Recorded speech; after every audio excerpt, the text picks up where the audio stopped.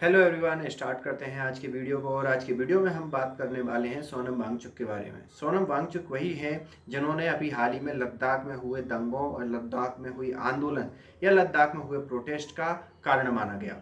इसकी सबसे बड़ी वजह इसलिए भी मानी गई क्योंकि ये बंदा पहले पाकिस्तान जाता है, चीन के कुछ लोग भी इससे मिलते हैं और इनकी जो टाइमिंग है वो भी बड़ी सटल है, बड़ी मतलब एक प्रकार से बड़ी सोची समझी हुई टाइमिंग रखी गई।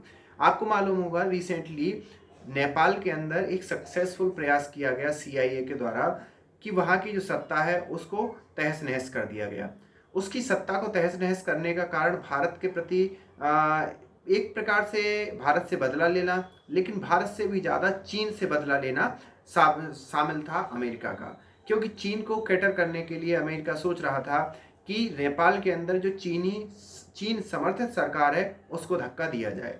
वही उसने बांग्लादेश में किया, वही उसने पाकिस्तान में किया, वही वो नेपाल में कर ही दिया एक प्रकार से।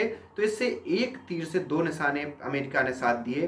पहला तो ये कि जितनी भी भारत के पड़ोसी देश हैं वहाँ पर जो सरकारें हैं वो अभी स्थिर नहीं है, अस्थिर सरकारें हैं, कहीं ना कहीं प्रोटेस्ट के कारण निकली हुई सरकारें हैं और एक असमंजस, एक जन सैलाब, एक जन सामान्य का गुस्सा उसमें निकलकर सामने आता है। अमेरिका अगर वर्तमान स्थिति में इन सभी राज्य इन सभी देशों को, जिसमें से पाकिस्तान, बांग्लादेश और नेपाल, इनको और श्रीलंका, जिस दिन चाहे उस दिन इसको बर्बाद कर सकता है बगैर किसी मेहनत के। तो ये उसकी एक प्रकार के हैंड होल्डिंग सरकारें हैं। ये सरकारें न केवल अमेरिका को भारत में के अंदर अस्थिरता फैलाने का मौका देती हैं, बल्कि भारत की जो समुद्र तटीय सीमा है या जो सीमाएं हैं वहाँ पर भी अमेरिका का इन्फ्लुएंस बढ़ा देती हैं। हाल ही में आपने सुना होगा कि पाकिस्तान अमेरिका के लिए हवाई अड्डे का एक प्रकार से ऑफर दे रहा है और देगा भी, क्योंकि हम पाकिस्तान के अंदर, पाकिस्तान के हाथ में अमेरिका के अलावा कोई ऐसा अच्छा देश नहीं है जो कि पाकिस्तान की इस स्थिति में मदद कर दे। और पाकिस्तान एक पुराना पार्टनर भी रहा है अमेरिका का। तो ये सारी चीज़ें हैं, लेकिन ये सारी चीज़ें हम बात क्यों कर रहे हैं? क्योंकि आपको मालूम होगा जैसे नेपाल के अंदर विद्रोह हुआ, जैसे नेपाल के अंदर प्रोटेस्ट हुए, उसी टाइप के प्रोटेस्ट फैलाने की चेष्टा या एक प्रकार से साजिश लद्दाख में भी की गई। लद्दाख में करने का उनका कारण ये था कि इसको फुल राज्य का दर्जा दिया जाए, केंद्र शासित प्रदेश ना बनाया जाए।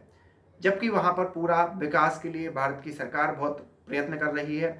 हर संभव प्रयत्न जम्मू कश्मीर और लद्दाख के अंदर किए जा रहे हैं, लेकिन इसमें इस प्रकार से आंदोलन करवाना या करना कहाँ से फंडिंग आई, इन सारी चीज़ों का जो जब इनके एनजीओ को खंगाला गया सोनम वांगचुक के, तो कई ऐसी चीज़ें निकल कर सामने आई जो कि ऊपर मीन्स एक प्रकार से संदिग्ध थी और इसी कारण उनके लिए अरेस्ट किया गया और आज तक उनके लिए बेल नहीं मिल पा रही है। और अब सोनम वांगचुक ने वहाँ से जेल से संदेश भेजा है कि भैया जब तक ये चीज़ें चलती रहेंगी, कार्रवाई जब तक पूरी नहीं हो जाती, जांच पूरी नहीं हो जाती, तब तक वो जेल में ही रहना पसंद करेंगे। ये मैसेज देने का सीधा कारण है कि भाई दोषी थे इसलिए जेल के अंदर हैं। और इस सरकार का एक बहुत अच्छा ट्रैक रिकॉर्ड रहा है कि वो किसी को भी ऐसे ही जेल में नहीं डालती, चाहे केजरीवाल का मुद्दा हो, चाहे कई ऐसे लोग जो सीएए कानून के तहत बुक या अरेस्ट किए गए हों उनका मुद्दा हो। अब सोनम वांगचुक चाहे कुछ भी कर लें, उन्होंने जिस प्रकार से नेपाल का जो रिप्लिकेट करने का लद्दाख में सोचा था वो उनका स्पष्ट रूप से विफल हुआ।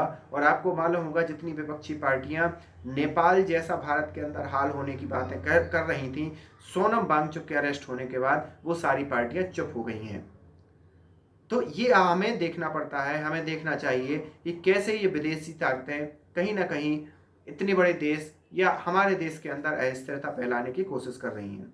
आपके इस बारे में क्या विचार हैं और अमेरिका पर हमें कब तक और किस हद तक विश्वास करना चाहिए, ये आप हमें वीडियो कमेंट में बता सकते हैं। मिलते हैं नेक्स्ट वीडियो में, तब तक के लिए थैंक यू।